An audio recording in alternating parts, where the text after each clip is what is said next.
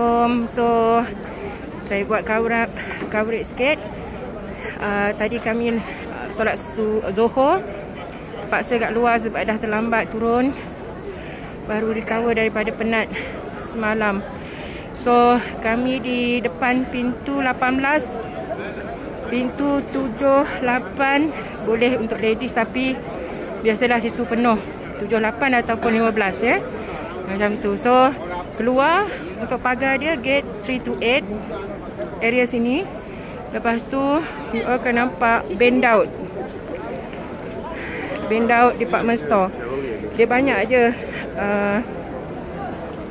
jalan masuk Tapi bila dapat nampak Bendaud store, dia kat hujung tu, hujung Bendaud, bukan hujung blok.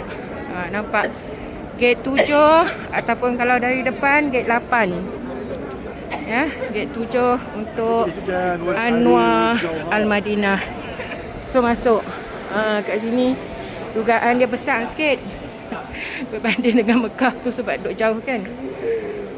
Itu dia shopping dekat bawah ni je. Depan hotel tu dah tentulah dengan jubah dan macam-macam lagi. Memang cantik, tapi problemnya bag dah cukup limit weight. Kalau nak juga, itu gate 8 ya.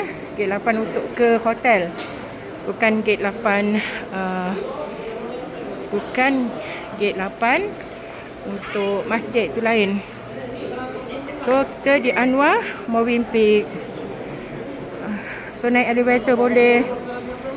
Kami prefer naik lift je lah terus. Liftnya di sana tu nampak. Okay. So kat sini siapa yang nak sambut anniversary and so on,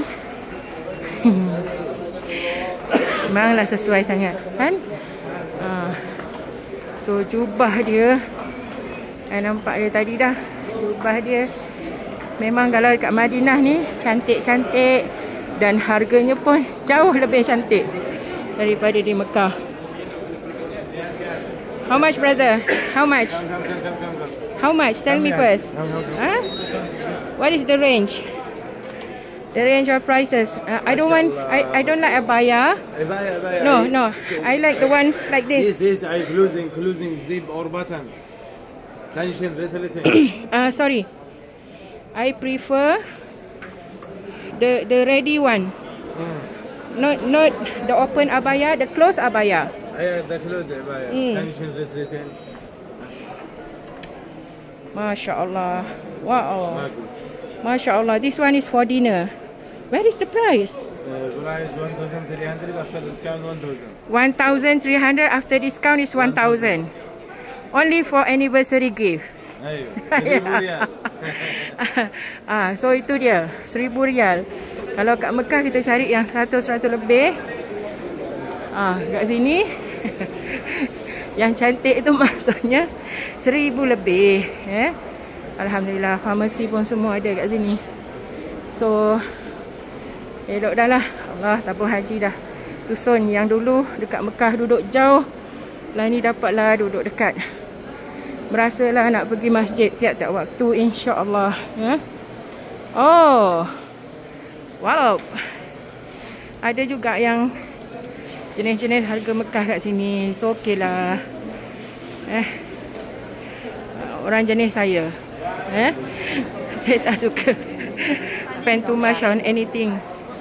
Sebab pakai pun habis-habis 10-20 kali dah kan. Okay. So sekarang nak pergi makan, dan lepas tu rehat sekejap sebelum pergi untuk asar. Happy sangat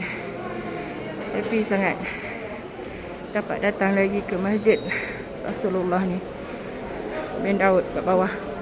Okey, itu saja.